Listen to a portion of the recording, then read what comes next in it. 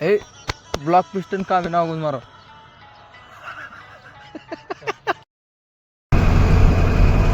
त्या कोपऱ्यापर्यंत दिसत होतं सगळं.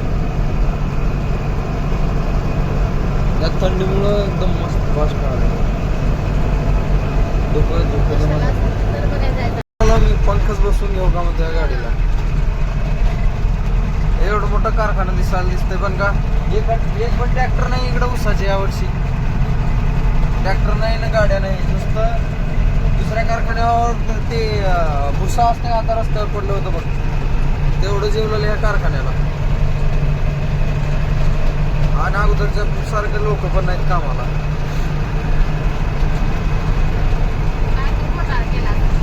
काय माहिती दिसायला तर किती मोठा कारखाना आहे.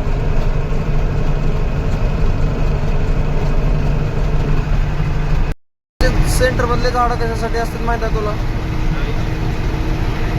मोटरसायकल, कार संध्याकाळच्याला लाईट जर मारले तर पुढून येणाऱ्या गाडीला त्रास होऊ नये म्हणून हे झाडं असतात. कळालं का?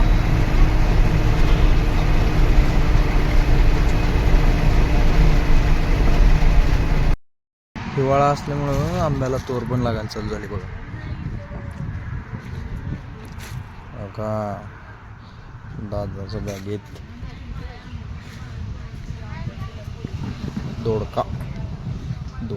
दोडक्याची बॅग.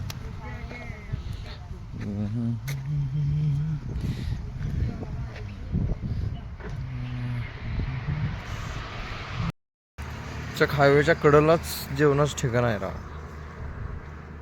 आणि एकदम थंडगार जागा तर बघा, झाडं बिळं. दुपारचे 2 वाजले तरी थंडी काय कमी व्हायचं नाव घेणार.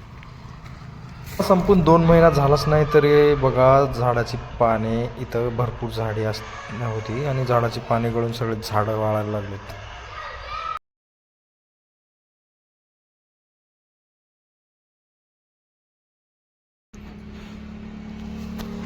लोकमंगल कारखान्यापाशी ऊसाचा रस पिण्यासाठी थांबलो. गावामध्ये आठवड्याला प्रत्येक बुधवारी बाजार असतो. मग आज बाजार वगैरे केलं आईसोबत आणि बाजारात झालं निघून गेलो.